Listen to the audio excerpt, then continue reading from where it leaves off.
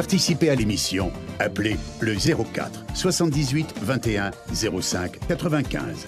04 78 21 05 95. Bonjour à toutes, bonjour à tous. Merci d'être sur Radio Pluriel, merci d'être fidèle à Café Coaching. Alors, aujourd'hui, j'accueille Maryse Mingus qui est déjà venue, 2 fois même, ou une fois, je ne sais plus. Enfin, en tout cas, elle est déjà venue, elle va revenir. Elle est venue, elle est nutrithérapeute et elle est venue nous éclairer sur l'alimentation. On parle beaucoup d'alimentation en ce moment, on a beaucoup d'informations claires ou moins claires et on se perd un peu. Elle va nous éclairer sur tout ça, sur comment avoir une bonne hygiène alimentaire. Café Coaching, tous les mardis, avec Élodie. Bonjour Maryse Mingus. Bonjour Élodie, bonjour à tous. Merci d'être revenue parmi nous pour nous éclairer justement sur ce thème qui concerne tout le monde et surtout auquel tout le monde commence à vraiment s'intéresser, qui est l'hygiène alimentaire. Oui, l'hygiène alimentaire, c'est la base de l'hygiène de vie, hein. C'est une bonne alimentation, c'est la base de la santé. Mais on commence, j'ai l'impression que c'est la base de la santé et en même temps, on commence seulement à vraiment se poser des questions. Je parle pas au niveau du tout de la santé, hein. Je parle au niveau des gens, de la population. Les gens, je trouve, de plus en plus se posent des questions par rapport à l'alimentation et prennent conscience que l'alimentation est importante dans leur hygiène de vie. Oui, tout à fait. Et puis c'est vrai que c'est devenu en plus compliqué de s'alimenter à notre époque. Ouais. Parce qu'il y a à la fois les bonnes règles alimentaires et en même temps il y a les aliments qu'on nous fournit, donc ça devient compliqué effectivement. Donc de ce fait, les gens se posent beaucoup de questions et ne savent parfois plus trop quoi manger. C'est ça, parce que justement, on entend parler des nouveaux modes d'alimentation, le cru vivant, le sans gluten, le bio, toutes ces choses-là, tout plein de régimes alimentaires ou pas forcément des régimes, mais en tout cas, il faut plus manger de sucre, il faut plus manger de gluten, il faut plus, ça devient très sectaire. Donc, qu'est-ce que vous en pensez de tout ça, de toutes ces... Est-ce que c'est des modes? Est-ce que oui, il y a des phénomènes de mode. Ça, c'est toujours basé sur un phénomène réel, hein. Le gluten, c'est un phénomène réel. Il y a des personnes qui ne le tolèrent vraiment pas, donc ça génère de gros problèmes.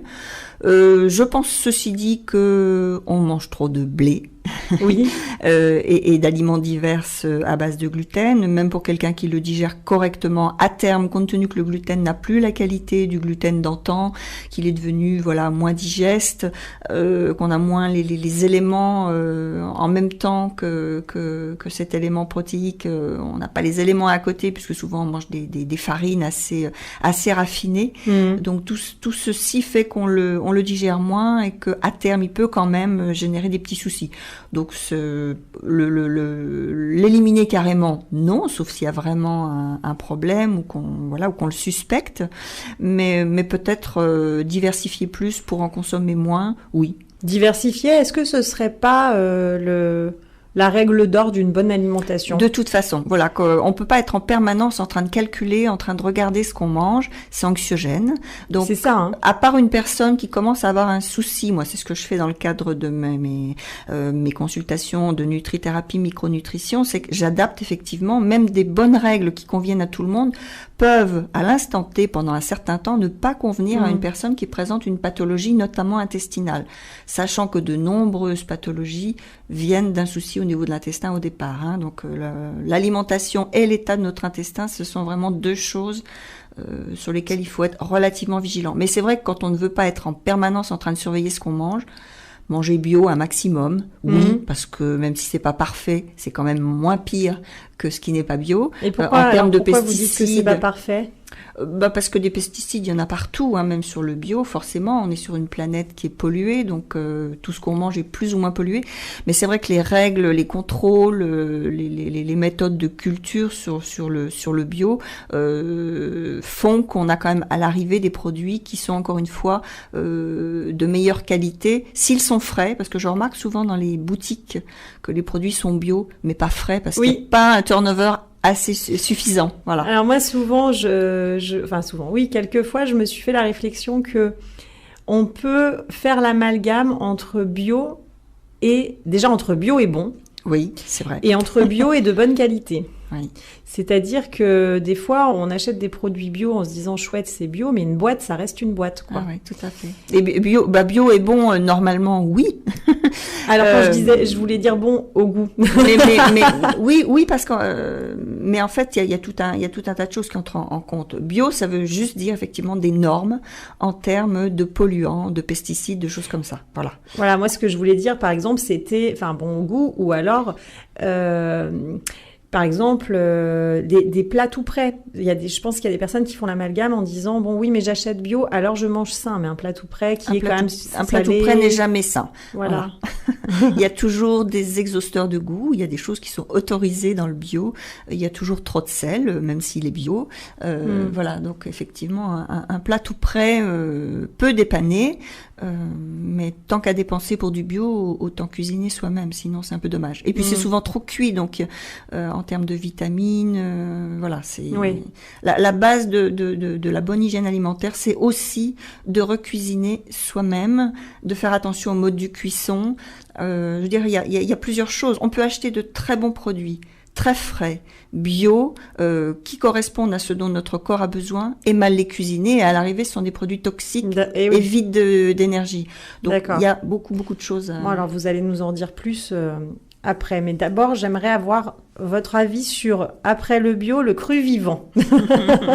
Alors, parce que moi, le cru vivant, à un moment, je me suis dit, est-ce que c'est marketing? Est-ce que c'est par rapport à la santé, est-ce que c'est un nouveau truc qui a été trouvé vraiment par rapport à la santé? On fait quoi de cette info, quoi? Parce que waouh, c'était. Alors, le tout cru, je dirais non. On n'a plus des systèmes digestifs adaptés à manger tout cru. Le cru, oui, parce que effectivement, les vitamines, les minéraux, les enzymes, évidemment, en avoir dans son alimentation. Si l'aliment est frais, effectivement, là, il n'y a aucune destruction. Alors que la cuisson, il n'y a rien à faire. On en perd toujours un petit peu, même si on fait une cuisson raisonnée. Voilà. En plus, manger du cru, ce sont des fibres. Donc, je dirais oui, et en même temps, attention, tous les intestins ne sont plus aptes à digérer autant de fibres. C'est pour ça que les crudités sont parfois à mettre de côté quand l'intestin est très enflammé. Encore une fois, il faut faire du cas par cas. Là, quand on part, et tout extrême à terme peut être nocif. Enfin, nocif, n'exagérons pas, mais peut quand même, oui, trop de fibres non cuites sont agressifs pour nos intestins qui ne sont plus aussi résistants. Par contre, il y a un côté positif au cru, c'est que ça nous oblige à mâcher. Impossible d'avaler une carotte crue, quoi. Hein. C'est vrai. Et puis alors moi, on est obligé de la mâcher. Ça, c'est très bon. C'est que un plat de crudité, par exemple, une carotte. Alors une fois, je vous donne mon expérience à moi. Une carotte, je voulais me faire un plat de crudité et j'ai juste, avec un économe, je me suis fait avec une carotte, vous voyez, comme des tagliatelles de carottes. Quoi. Très bien, oui. Avec une carotte crue. Donc, mais par contre, ça m'a fait un espèce de tas de carottes. Et donc, j'ai mangé ça, puis plus d'autres choses. Et je me suis dit, en fait, cuite, j'en aurais mangé sûrement 3-4 des carottes. Oui. Et là, le fait qu'elles soient crues et en lamelles, j'ai eu l'impression d'être rassasiée avec une seule. Ça vient de ce phénomène qu'on est obligé de mastiquer plus longuement. Donc déjà, c'est bon pour votre estomac, parce que dans lequel arrivent des aliments qui sont déjà broyés, déjà imbibés des enzymes qu'on a au niveau de la bouche, qui commencent à prédigérer. Donc déjà, votre estomac vous dit merci, parce qu'en général, on avale très vite. C'est vrai et tout arrive un peu compacté dans l'estomac, qui a donc de ce fait un travail énorme. Et en plus, vous avez la sensation de satiété beaucoup plus rapidement, parce que votre cerveau a le temps d'avoir le message. Et oui, et donc, il vous renvoie en message suffisamment mangé. Ce fameux... J'avais entendu, je ne sais pas si c'est vrai, qu'il faut une vingtaine de minutes entre le début du repas et le moment où le cerveau comprend qu'il s'alimente, quoi. Ça dépend de ce qu'on mange. Il y a des aliments plus satiétants que d'autres. Donc, il n'y a pas de règle. Il y a des choses qui vont envoyer un signal très, très vite et d'autres un petit peu moins rapidement. Mais oui, il faut quelques dizaines de minutes. Et plus on mâche lentement, plus le signal arrive vite. Et ce fameux sucre dont pareil, qui est devenu l'ennemi numéro un. Vous en pensez quoi? Alors le sucre, effectivement, on en mange beaucoup trop. Je dirais que c'est l'ennemi numéro un du poids. Au contraire des graisses qu'on a diabolisées par un moment. C'est effectivement le sucre qui est dans tout désormais. Donc c'est pour ça qu'il faut aussi éviter les plats tout préparés. Il y a toujours du sucre, même dans les aliments pour animaux. Moi j'ai des chats et j'ai regardé il y a pas longtemps les compositions. Et effectivement, dans les aliments pour chats, il y a aussi du sucre ou du jus de betterave, ce qui est la même chose. Donc le sucre, non, c'est un aliment, le sucre blanc. J'entends le sucre blanc. Il faut absolument l'enlever de vos placards. Il ne sert à rien, c'est de la calorie pure, ça n'apporte rien, si ce n'est ce goût agréable et addictif. Le sucre, c'est une drogue douce, mais c'est une vraie drogue. On a fait des études en laboratoire, on a vraiment testé avec des animaux, mais on pourrait le reproduire au niveau de l'humain, je ne sais pas si ça a été fait, mais au niveau des animaux, on a testé que le sucre était plus addictif que certaines drogues. Oui, d'accord. L'animal va plus souvent appuyer sur la pédale qui lui donne du sucre que une autre drogue. Voilà. D'accord. Donc c'est vraiment, il y a un effet au niveau du cerveau qu'on ne contrôle plus. En dehors du fait qu'effectivement le sucre blanc est vide de tout minéraux, toute vitamine. Donc si on doit consommer du sucre, uniquement du sucre brun, le sucre complet dans lequel il y a encore des fibres, des minéraux, des vitamines qui font qu'on digère bien le sucre et qu'il n'est pas acidifiant. Voilà, parce que le sucre est un des produits qui est très acidifiant pour l'organisme. D'accord. Et je ne sais pas si vous pouvez nous répondre là-dessus, mais j'avais aussi entendu, j'avais vu une petite vidéo qui expliquait que le sucre, rendait colérique. Alors je fais un raccourci, mais que il s'était rendu compte qu'en supprimant le sucre, c'était une expérience qui avait été faite sur une école, je sais plus dans quel pays, ils avaient demandé aux parents de respecter une certaine hygiène alimentaire pendant 15 jours sur leurs enfants, qui du coup supprimaient tout sucre raffiné. Et ensuite, ils avaient interviewé parents et enfants qui s'étaient rendus compte que les enfants eux-mêmes, même petits, disaient c'est trop bien, je fais plus de caprices. Ils sont plus calmes.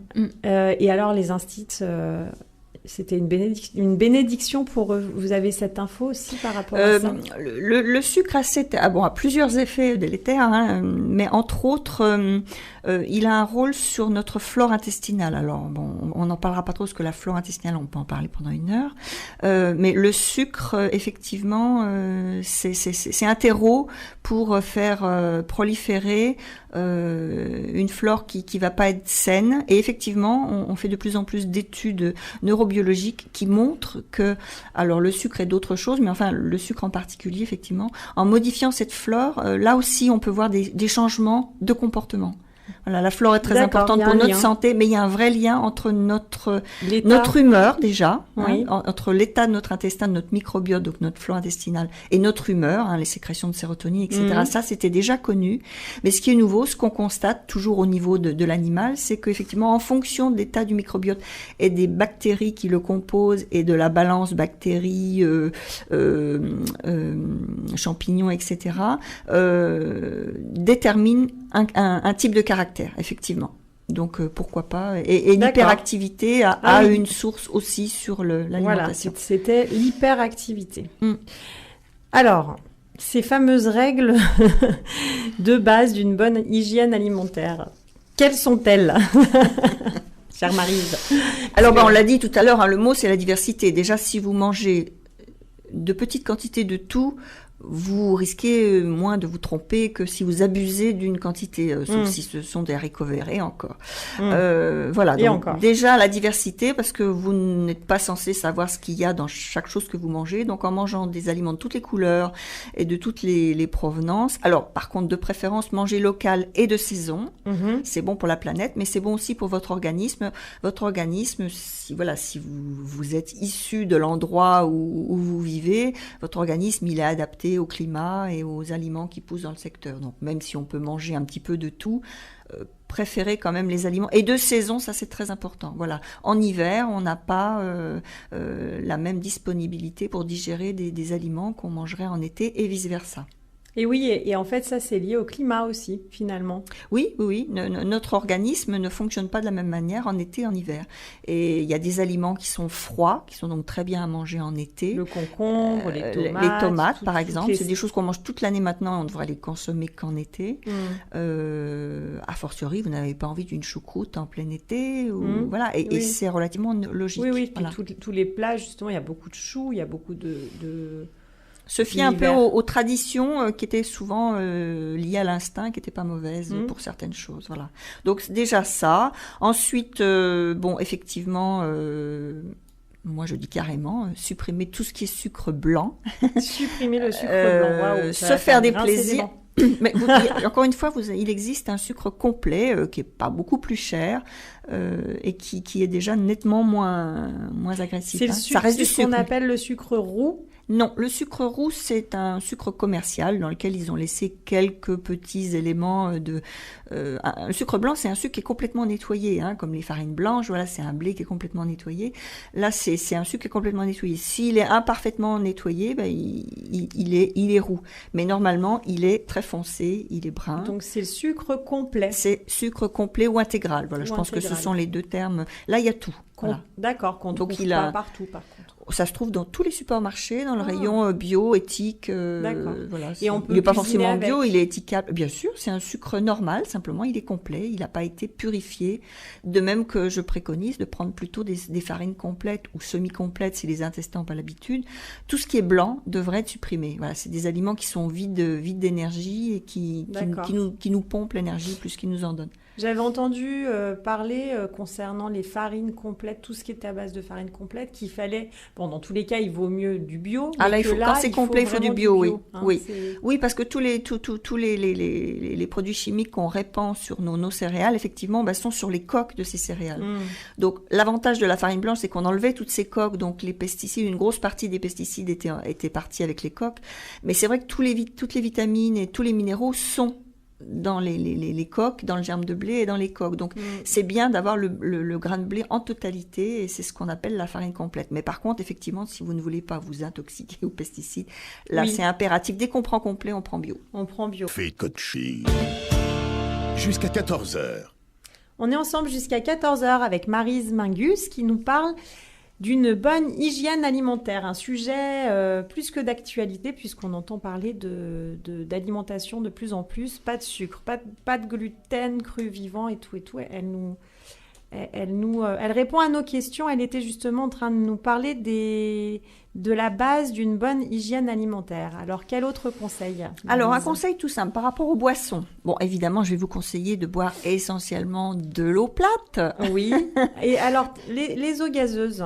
Alors, les eaux gazeuses, comme le nom l'indique, il y a du gaz, donc ça va provoquer des ballonnements. Voilà. Donc, une eau gazeuse de temps en temps, quand vous n'avez pas de soucis digestifs, pas de problème. Encore une fois, quand il n'y a pas de pathologie, on peut s'octroyer un plaisir, même s'il est néfaste. Hein, voilà, un verre de vin, un verre d'alcool, une cigarette. Quand c'est une fois de temps en temps et qu'on n'est pas malade, il n'y a pas de souci.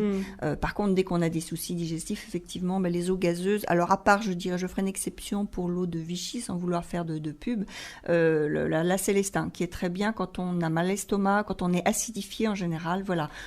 Sauf s'il y a des problèmes par rapport au sel, hein, s'il y a de l'hypertension, etc., parce que c'est une eau salée, mais elle a un pouvoir tampon, donc en soins, comme un médicament, on peut la prendre ponctuellement. Sinon, les eaux gazeuses, voilà, pas quotidiennement. Il y a des personnes qui en boivent quotidiennement. Voilà.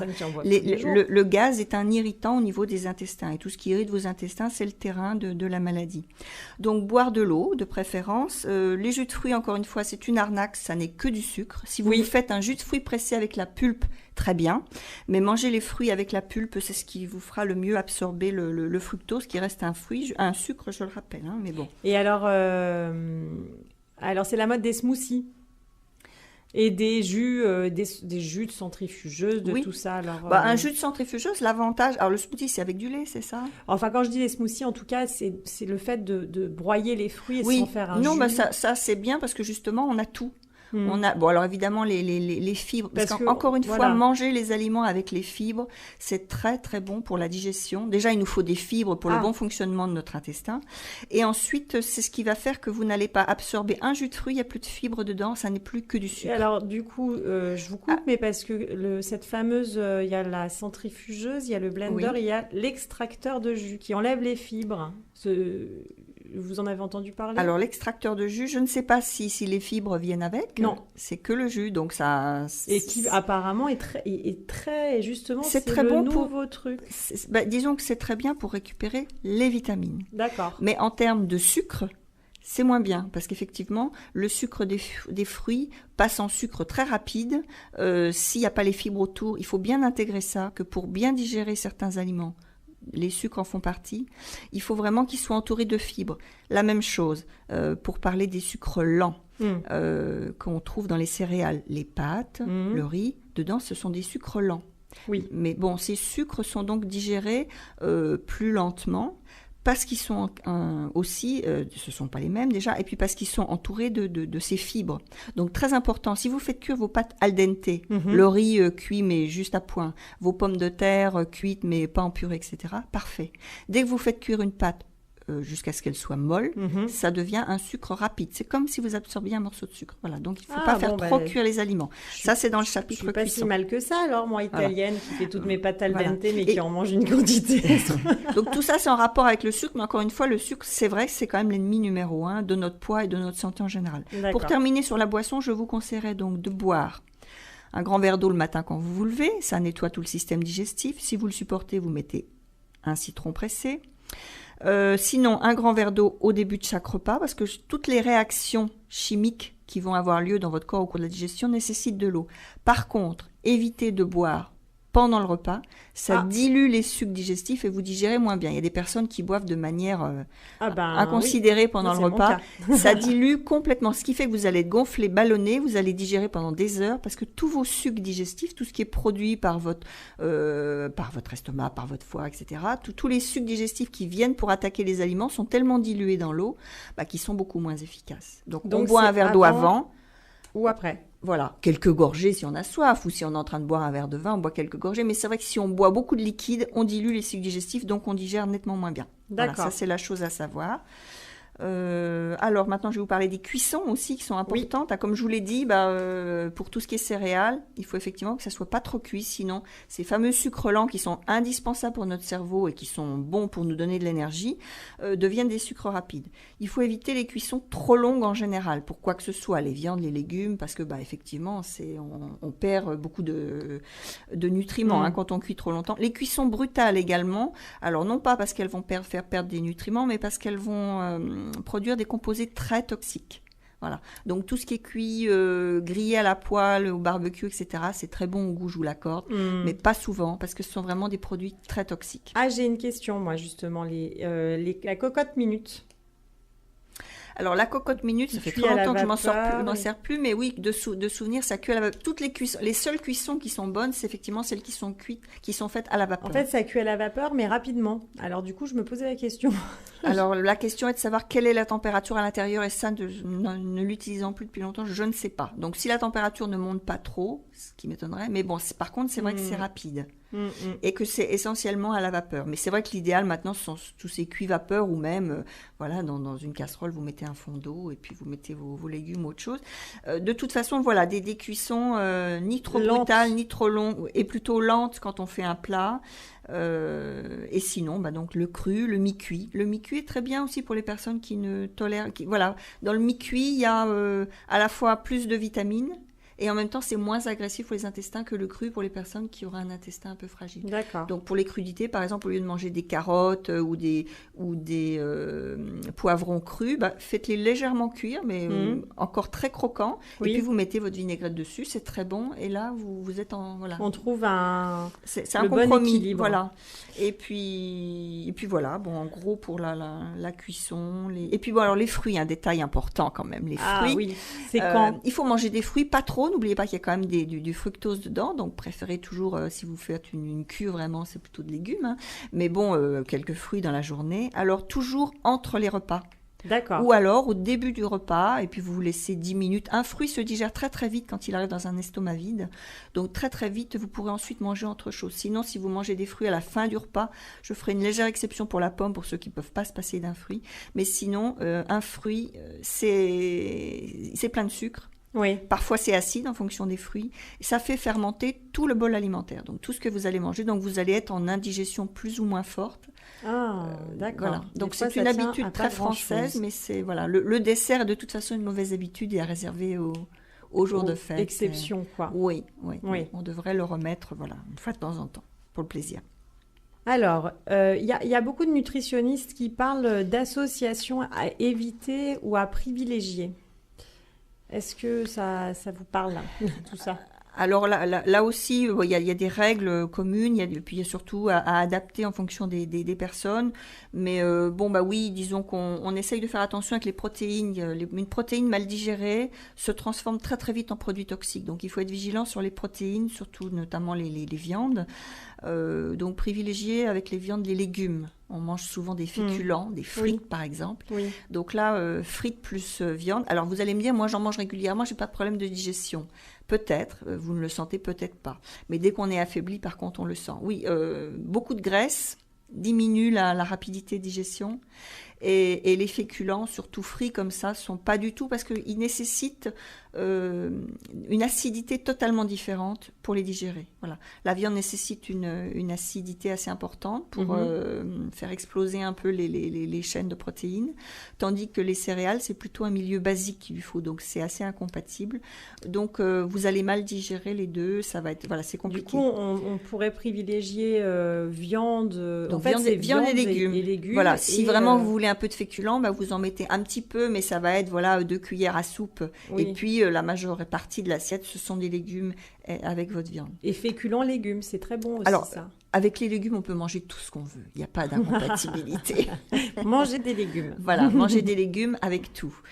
Mais voilà, c'est l'incompatibilité, je trouve, la plus dangereuse, parce qu'effectivement, les protéines, notamment animales, se transforment vite en composés toxiques. Les autres choses, on va mal digérer. Voilà, les féculents, si on les digère mal, on est lourd, on n'est pas bien, mais il ne va pas se transformer en composés toxiques. C'est juste la digestion qui se fait mal. Alors que là, la viande, quand la digestion se fait mal, on a tout de suite, au lieu d'avoir les acides aminés qui nous construisent, on a des composés qui ne sont plus ces acides aminés. Donc non seulement c'est plus lent, mais en plus... il y a une toxicité donc, pour le corps. C'est incompatibilité. Donc à faire attention à ce qu'on mange avec la viande, pas d'acidité non plus. Voilà, on évite les plats avec des oranges ou des choses comme ça. C'est pas très bien non plus. D'accord, les sucrés, les salés, voilà. sucrés salés. Donc alors à l'exception, quand on peut toujours faire, mais quotidiennement, on essaye. Voilà, avec la viande, je dirais, pour faire simple et pas trop chercher. Un canard à l'orange, c'est une fois de temps en temps. Une fois de temps en temps, voilà. Et puis bon, il y a très peu d'oranges dedans, donc il n'y a pas de souci.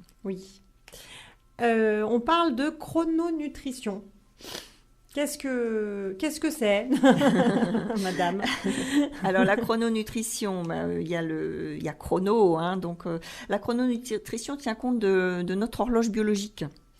On a des besoins différents en fonction des moments de la journée, on a des périodes de repos, on a des périodes de stockage, donc c'est important pour le fonctionnement du corps, lui apporter les choses dont il a besoin au bon moment. C'est important pour le stockage, pour le poids, parce qu'effectivement, si on mange des aliments au mauvais moment, on va les stocker. Voilà. D'accord. Donc c'est ce qu'on fait tous en général en faisant un bon repas convivial le soir. Et oui. Voilà. Oui. Donc, souvent, les repas conviviaux, c'est le soir. Ouais. Sauf que le soir, comme notre corps est en mode économie, enfin pour la plupart des personnes, ça dépend encore une fois de notre rythme de vie. Mais pour les 3/4 des gens se lèvent le matin et se couchent le soir. Donc le soir, on est en économie. Notre cellule est en mode repos, donc on ne va pas consommer. Donc voilà. En fait, il faudrait vraiment ce qu'on entend depuis toujours, qu'il faut très bien, gros petit déjeuner. C'est le matin qu'on peut se permettre de mettre les produits les plus gras, les plus riches. C'est le matin qu'il faut manger des protéines, D'une part parce que ça donne beaucoup plus d'énergie que les sucres. Le sucre, c'est une illusion, hein, l'énergie qu'il nous donne. Elle est très brève et ça nous fait redescendre très vite en hypoglycémie. Voilà, c'est pas très bon pour le corps de se faire des shoots de sucre. Il vaut mieux manger un sucre lent, d'accord. Mais vraiment le matin, la protéine donne vraiment de l'énergie et plus longtemps. Les œufs, et un effet de satiété très rapide et plus long. Voilà, donc effectivement, ce que vous aimez, du poulet, ou alors si vous n'aimez pas manger de la viande, ça va être des oléagineux, des choses comme ça qui contiennent des protéines aussi et en même temps du gras. D'accord. Mais le matin, voilà, c'est là où on peut faire quelques excès en termes de gras et on évite par contre le sucre. Donc la chrononutrition, finalement, c'est le fait d'adapter son alimentation à son rythme, à soi et à son rythme de vie. Voilà, au rythme de notre corps surtout, parce que notre rythme de vie n'est pas toujours en accord avec notre horloge biologique. Mais par exemple, si je vous donne un exemple, enfin le mien, moi je parle toujours de moi, je suis très égocentrique. Justement, c'est vrai que je me lève le matin et que le soir je finis ma journée, je suis plutôt tranquille chez moi, enfin quoique. Mais naturellement, je suis ce qu'on appelle du soir, c'est-à-dire que je reprends beaucoup plus d'énergie le soir. Donc moi, j'ai beaucoup plus envie de manger le soir. Bien sûr. Alors, comment on fait? Il n'y a pas interdiction à manger, mais on évite les aliments stimulants. Surtout quand on est du soir, on évite les protéines, parce que les protéines fournissent des acides aminés qui nous aident à fabriquer la dopamine. Et la dopamine, c'est pour le matin. D'accord, donc finalement... Si on en mange le soir, on peut avoir, quand on est sensible, on peut avoir des difficultés à s'endormir parce que justement, on a donné à son corps de quoi on l'a dopé. Et du coup, c'est pas forcément... On peut manger des féculents... Voilà. Mais disons, le soir, ce qu'il faut, j'estime éviter, c'est effectivement de manger trop de protéines, donc très peu, ou alors des volailles qui sont des produits qui, hormis leurs protéines, aident à produire de la sérotonine. Donc c'est plutôt bien pour le soir. Si on veut manger une viande, ça sera plutôt volaille. Mais de toute façon, en petite quantité pour cette question-là. Sinon, on évite les graisses parce qu'effectivement, comme tout le système, même si on est plutôt du soir, notre système digestif est quand même en mode repos. Donc les graisses feraient beaucoup travailler le foie. C'est ce qui peut donner un mauvais sommeil, des cauchemars, etc. Donc on évite de manger trop gras. Mais après, si vous avez envie de vous faire un bon plat de pâtes avec une petite sauce légère, pas de souci. Au contraire, ça fait dormir les céréales. D'accord, parce que après c'est vrai que ce qui est compliqué, c'est ce fameux avec des légumes. Oui. Ça, moi, je fais tout le temps. Mais non, ce qui est compliqué, c'est vrai que c'est ce qu'on dit, c'est que le soir, c'est là où on a le temps, c'est là où on a envie de partager. Mais notre style de vie n'est pas du tout adapté à notre horloge biologique. On est encore avec une horloge biologique comme fonctionnaient nos ancêtres il y a un siècle, c'est-à-dire il n'y avait pas forcément l'électricité. Donc le soir, ils n'étaient pas excités par des écrans visuels, la télé, les ordinateurs, etc. Oui. Ni par des lampes. Donc, moi, je ne sais pas si vous l'avez remarqué, mais moi je vois là en ce moment où il fait nuit de bonne heure, j'ai très souvent vraiment je baille à 6 heures du soir, j'ai sommeil. Dès que je rentre chez moi, j'ai plus sommeil parce qu'il y a plein de lampes, il y a les écrans. Oui, parce qu'en fait, on repart, quoi. Voilà, alors qu'en fait, notre corps, il est quand même encore, c'est trop récent pour que notre corps se soit vraiment... Alors, on y est adapté, mais... Voilà, tout ça, c'est... Oui. Donc, si en plus, avec l'alimentation, on se fournit beaucoup d'énergie, beaucoup de calories, ça nuit à la qualité du sommeil, voire à l'endormissement pour certains. Non, mais après, en plus, c'est un cercle vicieux. C'est-à-dire que moi, j'avais remarqué que, étant dans cette énergie-là, en fin de journée, forcément, donc j'avais plus envie je mangeais plus et plus tard. Donc forcément, le matin, j'avais pas faim. Et oui. Du coup, je mangeais pas. C'est normal. Et en fait, c'était... Et tout est décalé. Et tout est décalé et on n'est pas bien. Parce qu'en plus, réellement... C'est pour ça qu'il faut vraiment, à un moment, réussir... Alors bon, il y a des personnes qui, effectivement, ont une physiologie qui font qu'elles ne peuvent pas du tout avaler quelque chose le matin. Mais en général, comme ça se travaille, parce que, voilà, c'est quand même le meilleur moment pour recharger l'organisme. La nuit, le cerveau se repose, le corps aussi. S'il digère toute la nuit, notre corps, il s'est moins reposé. Et puis surtout, le matin, effectivement, on repart en activité et ce qu'on consomme, on va le brûler dans la journée. Donc, on ne va pas le stocker, alors que tout ce que vous mangez le soir, vous allez le stocker pendant la nuit. Oui. Bon, donc on peut manger, habitudes. on peut se faire plaisir, mais voilà, effectivement, il faut faire un attention. bon plat de légumes, Oui. un peu de féculents, très peu de graisse. Et le verre de vin. Oui, on a droit à 1 à 2 verres de vin par jour pour les femmes, 2, moi je dirais 2 pour les hommes, point barre, D'accord. par jour. Bonne nouvelle. Alors je parle du vin rouge, hein, parce que Oui. le vin blanc est plus excitant, plus acidifiant, etc. Donc moins bon pour la santé. D'accord, c'est Voilà, le donc vin rouge. en boire moins, le champagne c'est un peu pareil. Le vin rouge est un bon Ah produit. zut, le champagne, c'est pas bon. Oui, mais enfin on en boit rarement quotidiennement, alors Oui, que le c'est vin vrai. rouge, on peut le vin rouge, voilà. D'accord. Au En contraire, mangeant, moi j'ai entendu parler qu'en oui, mangeant, c'était oui. même plutôt Ah bah, il un vaut verre en mieux, mangeant, oui, il c'est vaut pas mieux, mal. oui. Sinon l'alcool fait beaucoup plus d'effet sur un estomac vide que sur un... Oui, mais quand j'avais il est même dilué. lu qu'au contraire, même il aidait à la digestion. Oh, alors j'irai pas jusque là, mais Ça m'avait plu. oui, j'imagine. Non, c'était. Non, mais il y a de d'accord. bons produits dans un bon vin rouge. Il y a effectivement de bons produits, des antioxydants. On a tous entendu parler, voilà. Donc, en petite quantité, c'est comme le café. En petite quantité, le café est excellent pour maintenir notre cerveau en bon état. C'est un protecteur, c'est un des protecteurs. Dès qu'on dépasse 2 tasses par jour, les effets négatifs commencent à supplanter les effets. Mais toutes ces choses-là, voilà. Je mettrais juste un bémol sur le vin blanc qui, effectivement, est plus difficile à digérer, plus soufré, plus acide pour l'organisme, donc moins sain. D'accord. Bon, on finit sur une note qui me plaît. On peut boire un verre de vin rouge Tout à fait. en mangeant. Et on Mais peut... quand c'est bien placé au bon moment, on peut ne se priver de rien. Alors je répète, en quantité raisonnable. Oui. Par exemple, si vous avez envie d'un gâteau, le moment idéal pour manger un gâteau, c'est à 16 heures. Si vous avez envie de chocolat, le moment idéal, c'est à 16 heures. Voilà. C'est parce que d'une part, vous allez combler des frustrations, des envies avant le repas du soir, donc vous mangerez moins au repas du soir. Et puis, c'est le moment où vous allez encore pouvoir le traiter et non pas le stocker si vous le mangez à 11 heures du soir. Voilà. Donc, si vous voulez manger un gâteau, pas à la fin d'un repas, faites-vous plaisir à 16 heures. À 16 heures, le petit gâteau avant d'aller se Voilà, coucher. c'est le moment où on pas peut se faire forcément- plaisir dans la chrononutrition et ça permet de bien le digérer et de... Et puis du coup, Le d'être... plaisir n'est pas interdit, mais il ne faut pas que l'alimentation à notre époque, pour trop de gens, est devenue un vrai plaisir. Oui, c'est normal de manger avec plaisir, mais on s'alimente pour nourrir notre corps et non pas uniquement pour se faire plaisir. Et un vrai plaisir est presque une addiction, je trouve. Quand ça devient une addiction, le corps n'envoie plus les bons signaux et à ce moment-là, on ne va pas vers les bons aliments. Oui, c'est tout un apprentissage. Un réapprentissage. Un réapprentissage, parce qu'à la base, on savait. est bien fait. On savait. Café Coaching. Avec Elodie. Avec Elodie et moi, je suis avec Maryse Mingus. On est ensemble jusqu'à 14h.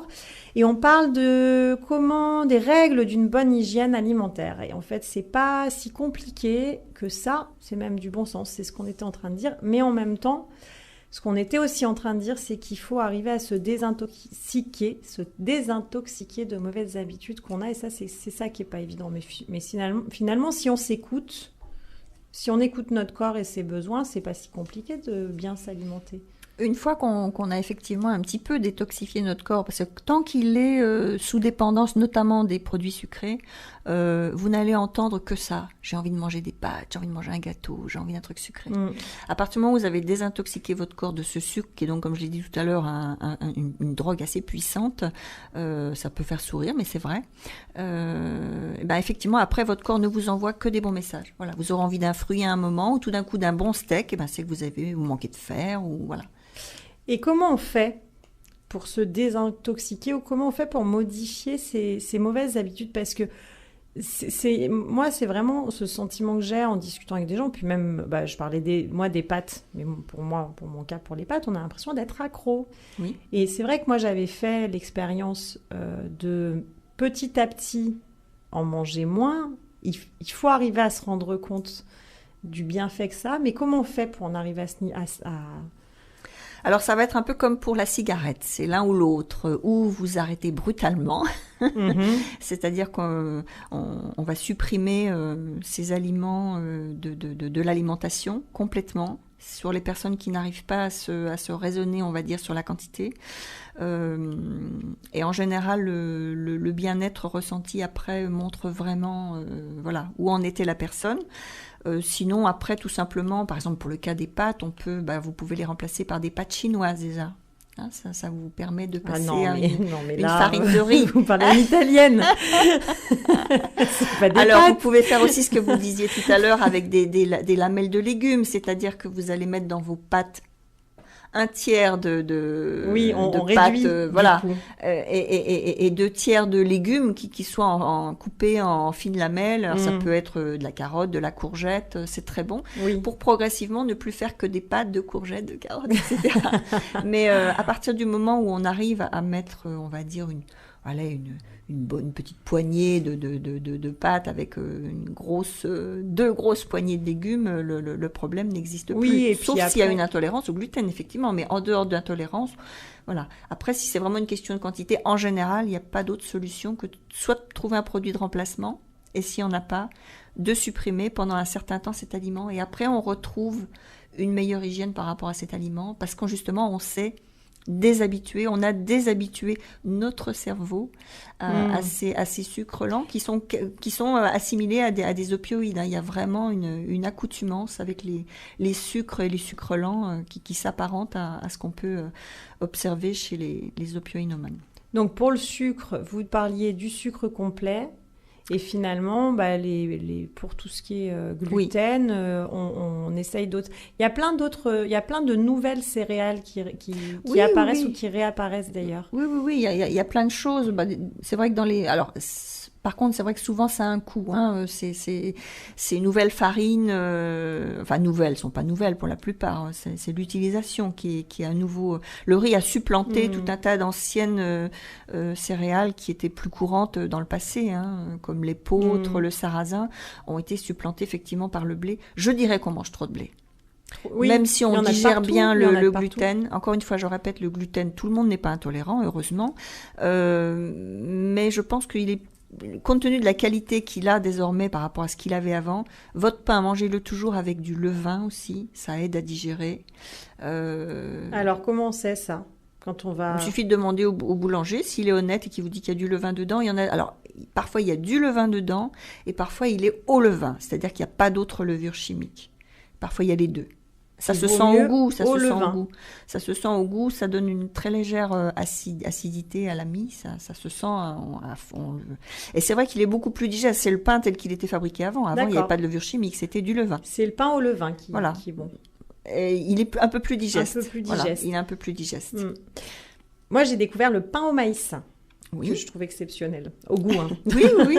Mais encore une fois, la variété, c'est bien parce que ça permet de ne pas manger que du gluten. Hein, donc, il y a l'épeautre qui est moins riche en gluten. C'est une vieille céréale qui est très robuste, donc elle est souvent beaucoup moins ensevelie de pesticides que les autres, parce que comme c'est un grain assez robuste, voilà, il y a moins besoin de traitement, il est moins riche en gluten. Il y a le sarrasin qui est que voilà. Après, vous pouvez faire des choses avec la farine de châtaigne.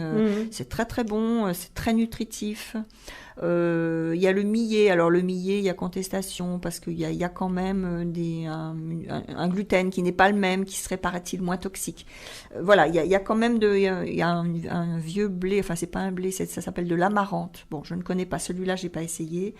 Mais bon, il y a des alternatives. Il y a le riz qu'on peut manger. Voilà. Oui, après c'est en fait, il sait sortir un peu de ses habitudes. Et puis en fait.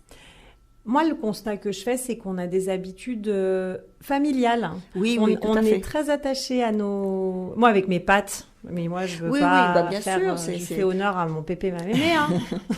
Moi, j'entends souvent... j'ai des personnes qui viennent en consultation qui me disent « Ah j'ai ça, mais c'est héréditaire, c'est dans la famille. » Et je dis non, il y aura peut-être 1% de hérédité, peut-être. Mais la plupart du temps, ce sont des habitudes alimentaires qui sont le terrain de maladies qui se reproduisent dans des familles.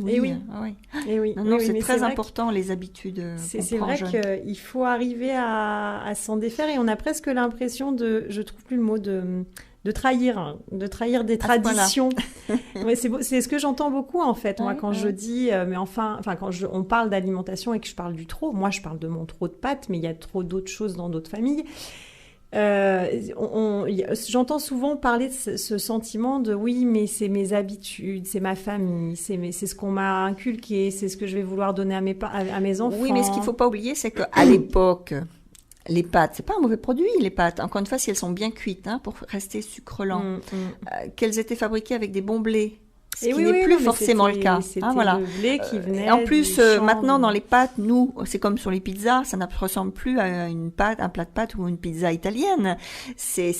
Moi quand je vois des pizzas à la mode savoyarde, enfin bon, voilà. Ah oui, donc, c'est terrible. C'est très indigeste. Ne mélangez jamais du fromage avec de la viande, c'est ce qu'on vous fait manger dans les McDo. C'est indigeste au possible. Donc les burgers, pas bon. Non, déjà c'est un pain mou, il est absolument pas digeste, c'est du sucre.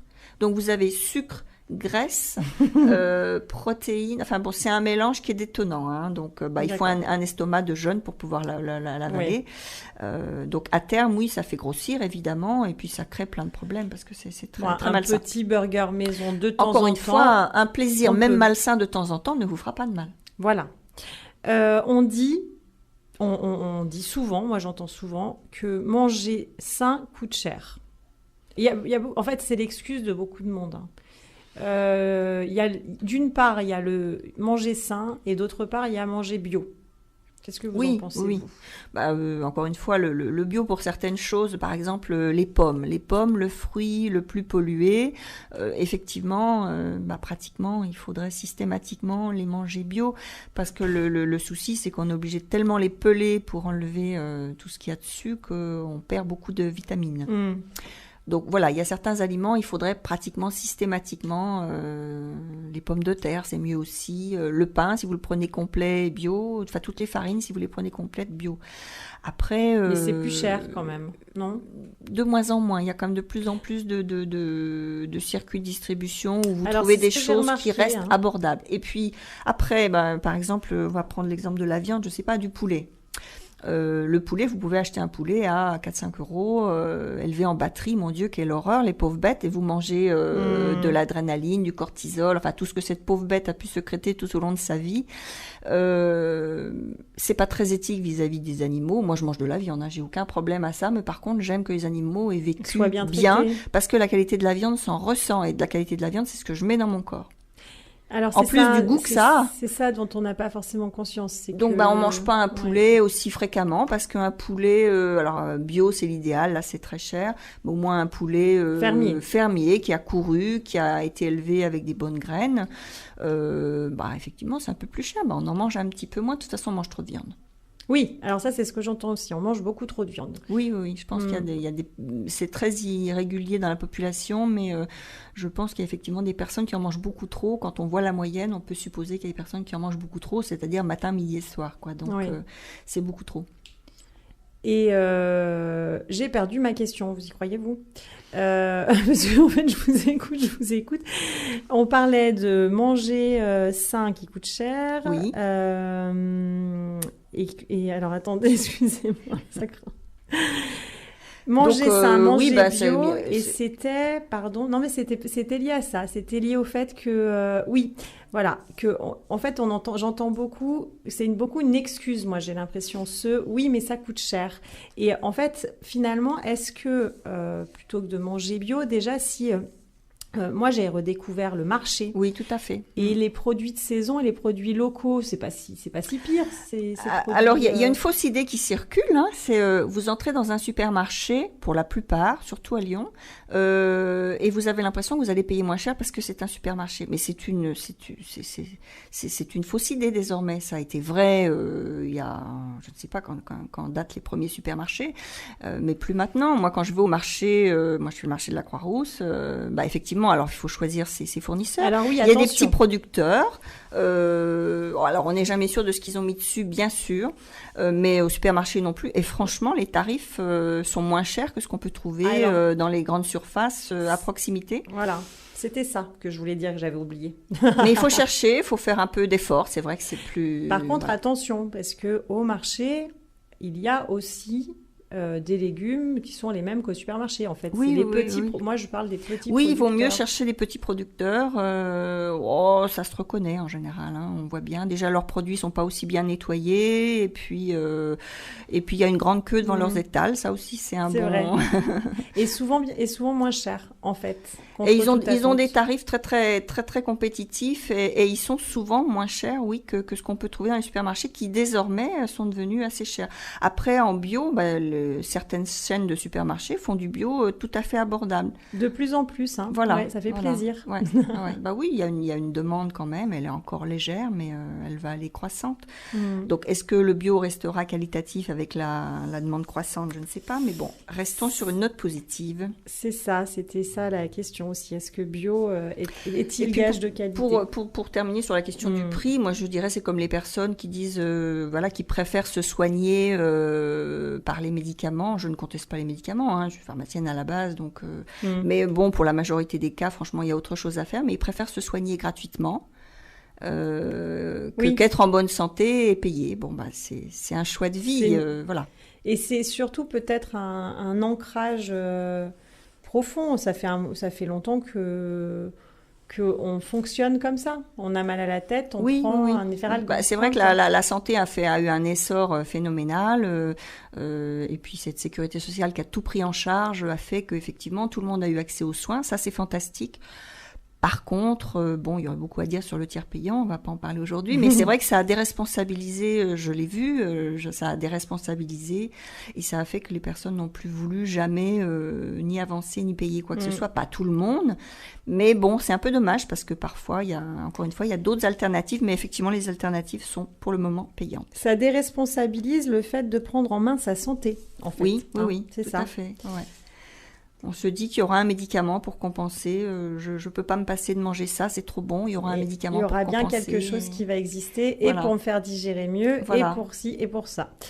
C'est quoi votre actualité en ce moment? Est-ce que je sais que vous faites... Oh là là, c'est la fin de l'heure. Il faut arrêter la boisson. Voilà, il faudrait que j'arrête. Pourtant, j'ai pas bu mon verre de vin en mangeant aujourd'hui. C'est peut-être pour ça, d'ailleurs. C'est le manque. Voilà. Et ben voilà. Non, je sais que vous faites des cafés santé. Oui. Sur Lyon. Alors, le prochain, c'est le 1er à 19h, donc à Lyon. Effectivement, ça sera sur l'intestin, justement, le microbiote, comment entretenir son intestin et l'influence que ça peut avoir sur notre, comme je l'ai dit tout à l'heure, sur notre santé et notre personnalité. Et ça se passe c'est les dernières découvertes. Alors, c'est une bonne question. L'entre-autres, non, ça n'est plus à l'entre-autres. L'entre-autres a fermé. Oh. C'est Cours Lafayette au 235 ou 239, c'est un restaurant qui s'appelle Au Rendez-vous des Amis, quelque chose comme ça. Vous tapez Maryse Mingus, voilà. Vous allez sur le site Facebook ou sur Maryse Mingus, en général vous trouverez Café Santé, je ne sais pas bien. Voilà, donc c'est le mardi 1er à 19h, et puis sinon il y en a un tous les 3e mercredis du mois à 15h, ça sera au même endroit avec un thème différent, et cette fois-ci ça sera sur la thyroïde qui est très très importante pour notre santé. Tiens, on pourrait faire une émission. Et très peu de gens sont détectés en légère hypothyroïdie. Enfin, il y a beaucoup de choses. Et comme c'est une des hormones les plus importantes, puisqu'elle en commande plein d'autres, notamment toutes les hormones sexuelles, etc., c'est un thème particulièrement On va parler de la thyroïde sûrement dans une émission. Tiens, ce serait très intéressant. Volontiers. Merci beaucoup, Maryse Mingus, Merci pour de m'avoir invitée. Ces conseils. Je vous dis à la semaine prochaine.